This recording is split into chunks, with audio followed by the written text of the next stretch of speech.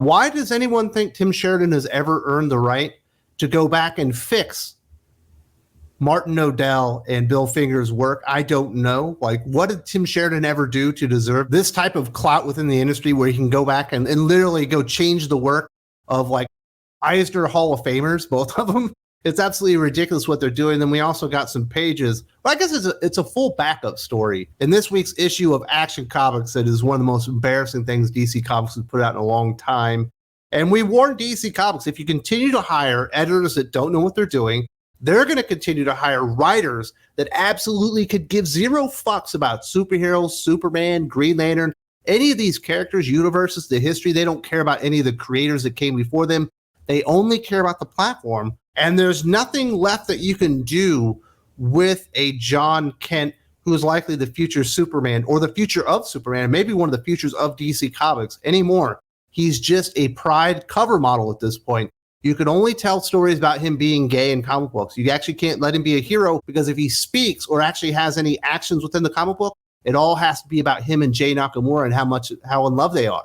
That's all you can do with that character. And you probably can't do anything with Alan Scott anymore. He was already kind of the forgotten Golden Lantern that came before the Green Lantern mythos was really completely fleshed out, and how Jordan took over, and then Kyle Rayner and John Stewart and Guy Gardner and a lot of these other Lanterns. I still like Jess Cruz. But you can't really do anything with Alan Scott anymore either, because it's not about him being a hero. It's not about him being a golden age, a member of the JSA. It's only about the trans trauma and gay trauma that he experienced before he became a hero. And just what Tim Sheridan has done is mind-blowing. But we will start out with what I think is the more offensive thing from DC Comics this week, and it's the backup story in Action Comics. And this issue of Action Comics is easily the worst comic book I've ever read from Philip Kennedy Johnson, who didn't do the backup story. He did the main story, but that one absolutely sucked too. But somehow it actually got worse as you progressed through the two backup stories. The first one was from Gene Yang, and it's Superman of fucking China. Who cares? And then you get to this stupid John Kent, Jay Nakamura story. And at least I'll give him this. At least you found a place where you can use Marguerite Savage's fucking art in a DC comic. And it doesn't look completely out of place. Like, she should be illustrating fucking Archie comics, which apparently is what Dan Parent, the writer of this comic book, does. Everyone's like, he's a great Archie artist. Like, I don't fucking read Archie. How the hell would I know who that is? But I would never buy a comic book written or illustrated by this guy ever again. And it is so pathetic what they have relegated this new age of superheroes to. Like, there's nothing you can do with John Kent, the heir apparent to the Superman mantle, the son of Clark Kent and Lois Lane, but have him sit in his bed sexting with Jay Nakamura while he takes a fucking bubble bath. Are you kidding me? There are two panels, not 2 pages, 2 panels in this comic book devoted to action, showing John Kent doing something that almost appears to be superheroic, but it's so obligatory. It's so after the fact. It's so thrown in there because that is not the story that DC Comics, Dan Parent, the editors, or anybody wanted this to be. It's just about these two flirting with each other. And it's absolutely pathetic what DC have devolved into. We warned them that if you didn't start taking superheroes seriously, your sales were going to decline, your people were going to leave, and no one would take this shit seriously. These two giggling with each other and taking baths together and texting each other. Maybe they took pictures of their feet and sent them to each other. I don't even know, and I don't fucking care. This shit has never, ever worked in superhero comic books. They tried to do a Peter Parker and Mary Jane like romance comic in like the 80s or 90s. And guess what? It didn't last because no one fucking cares about the relationship. The relationship stuff is always the C and D plot stuff that you throw in there that actually fleshes the character out a little bit more and adds some new stakes to it. It's not the fucking main event, and that's all John Kent could be now is Jay Nakamura's main squeeze. But they never, ever would have done this in a fucking Superman story. They never would have done this in a backup Superman story. Certainly, Lois Lane has been there for a very, very long time and an integral character to the fabric of who Superman is and over time to what DC Comics is as a whole. There's no denying that, but you would never actually just take the entire fucking issue when this character is not over, has not been established as a hero, and just do this slice of life relationship bullshit, showing these two people being in love. It's the most boring, asinine thing ever, but at least the fucking art fits this time. And it's so embarrassing that this is all DC Comics can do with John Kent, one of the starring characters of the Super Son, one of the future foundational members of DC Comics moving forward. He was going to be a big deal, and they've relegated him to an afterthought, a fucking punchline, a meme, a demonstration of this is what is wrong with modern day DC Comics. There was money to be made with John Kent as Superboy, as a member of the Super Sons, and eventually graduating up to being Superman and perhaps replacing his father with the Superman mantle and maybe becoming a member of the Justice League. But there's nowhere to go with the character anymore because he's not Superman, he's not Superboy, he's not a Super Son or any of that stuff anymore. He's just a dude in love with another dude, and that's all he can ever be now because that's all the writers and editors will ever let him be. He will never evolve as a character now. They've been doing this shit for 3 fucking years. It never worked. It never got over. People got tired of it, and they're still trying to shove it down our throats. This shit is embarrassing. The quality of that story is embarrassing. And the fact that this isn't an anomaly, an aberration, something that you're like, wow, I don't know how that snuck through the cracks. This is what DC Comics has become.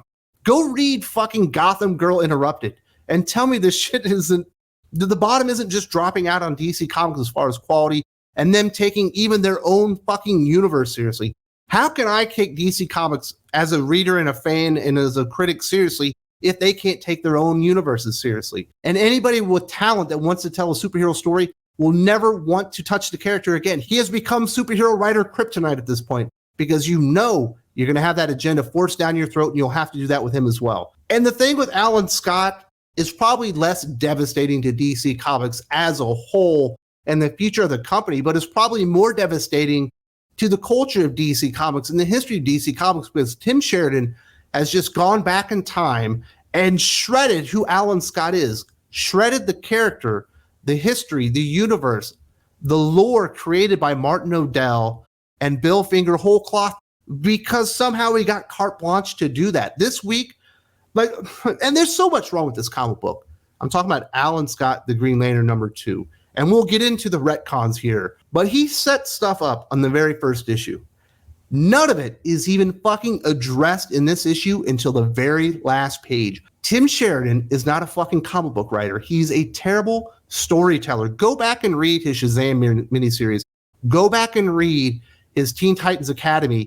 And you'll see just what a terrible writer he is. Yes, he has an agenda, and he's using this platform and this character to get his agenda over, but he can't fucking write. He doesn't have an ounce of talent. I have more talent in my left nut than Tim Sheridan does in his entire fucking body. That's how untalented this guy is. He has no future in comic books, yet DC Comics are letting this guy go back and destroy the history of a character, destroy the legacy of creators that are like in the fucking Hall of Fame. These are all-time great creators because he's Tim fucking Sheridan and he's got a rainbow flag on his fucking Twitter handle. So that means he just gets to go back and destroy stuff. It's absolutely embarrassing what he does here. So it turns out Alan Scott has checked himself into Arkham Asylum for conversion therapy because the military, they said, you're a hero. We don't want to do anything bad to you. Go check yourself in and get yourself fixed. And he befriends this guy. His name is Billy. He's a cross-dresser, and he likes to call people queen. I don't believe anybody in the 30s or 40s was ever using any of these turns of phrases. It's very much modern speak. It does not fit the time frame whatsoever. Alan Scott did not find the lamp and have it molded into a train lantern like the original story. It turns out Billy found a scrap piece of metal, and he created the train lantern because he's the actual origin of Green Lantern in DC Comics now. This does nothing to capitalize on the story that was started in Alan Scott Green Lantern #1, which was a travesty and not a good comic book. This is worse because it does nothing with that.